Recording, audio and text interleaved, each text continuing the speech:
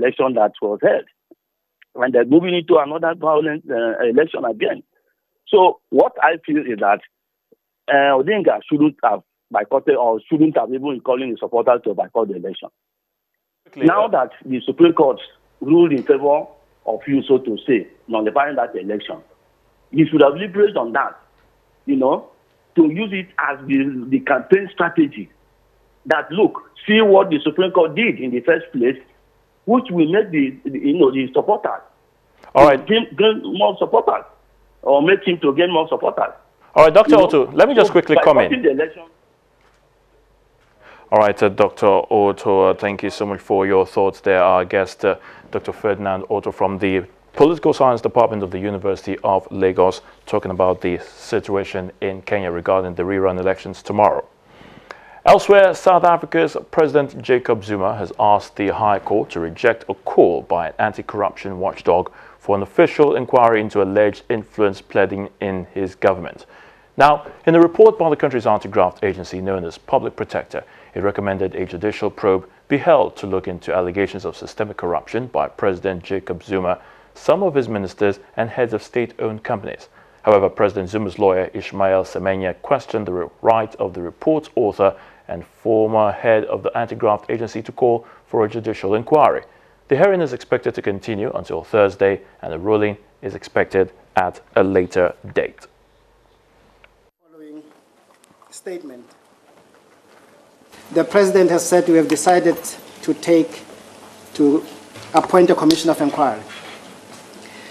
And then they say that very conduct preempted the President's right to have this review.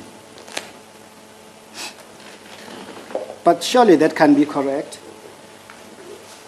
It is obvious that the commission of inquiry the President wants to appoint or have decided to appoint is not one dictated by the Public Protector.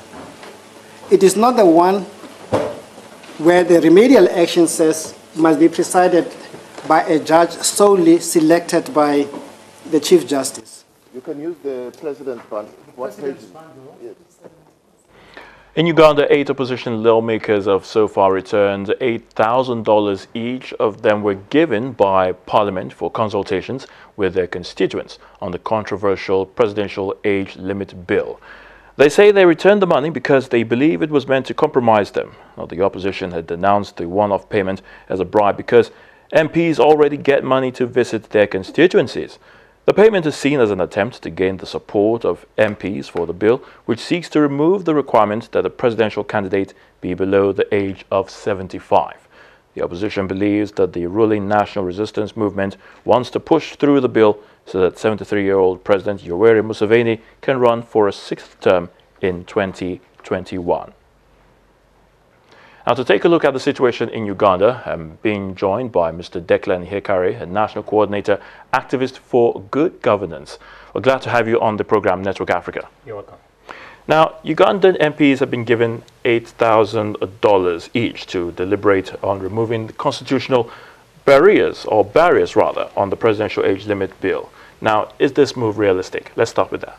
Yeah, the move is very, very realistic in the African context, where you have politics that is devoid of conscience, where you have politics that is being surrounded by greed and money, where you have people who are into politics not to serve the people, but to benefit self-centeredness. So there's nothing that is not realistic in the context when it comes to Africa, especially when it has to do with politics. It is very, very realistic. All right, now, some of them have already returned the money, the $8,000, about 8 of them, 8 opposition lawmakers. Why do you think this happened? Why the U-turn of these 8 lawmakers? Yeah, you see, in as much as African politics is surrounded by greed and the lack of conscience for the people, we will not say that everybody is guilty of it. There are still some who have conscience, who are guided by the rules of the mandate that was given to them by the people. I think that is what is leading the 8 people that have returned the money, to act the way they have acted. But in the first instance, they ought not to have collected the money. I think they are doing that now as a result of the outcry, knowing the implication in future. Okay?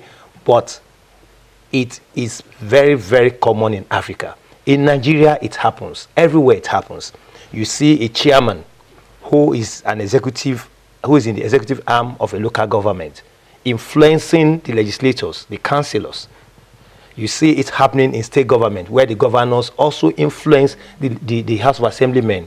You see it at the presidency, where people at the National Assembly who ought to be checkmating the executives are being bribed to make sure that they succumb to the will and caprices of those in power. So it's a common terrain. All right. Now, what are your thoughts concerning the the proposed bill which seeks to remove the upper age limit of 75 years? You know, we know that President Yoweri Museveni is 73 years and he's also bidding to go for another election in 2021. What are your thoughts about that? Yeah. Making an attempt to amend that bill or to change the bill, to me, is a wicked act. It's an act that portrays insincerity in the part of our lawmakers. It has to do with crop of lawmakers who are not sincere. They are not sincere to the people. They are not even sincere to their maker, that is God. They are not even sincere to the mandate given to them by the people. Because there's no basis for it in the first instance. It's uncalled for. Museveni has gone for 6 terms. All right? He's 75. What else is he looking for now that he has not gotten? But, well, like I said, it is a common malaria with African presidents or with African leaders. So do you see the bill passing through? Because there was a fracas among the lawmakers. The likelihood of the bill passing through on paper is there, but to be real, on the street, in town, there will be resistance, serious resistance by the people, and the international community should also come at this point in time to warn Mr. Museveni from taking this action. It almost happened in Nigeria some time ago by one president, I think Obasanjo, who also wanted to extend his term to 3rd term, and Nigerians resisted it. But money changed hand. Money changed hand, because we had then that Ghana must go back, we were taken to the National Assembly. We are aware of all this. So it happens. And see, unfortunately again, when Obasanjo was making that move then, we also had that he also visited Mr. Museveni. So it's like there's a link. Oh, well, that's according to you. Mr. Declan Ihekari, thank you so much for spending time with us and giving us your thoughts on the program that took Africa. We appreciate it. You're welcome. Still to come on the program.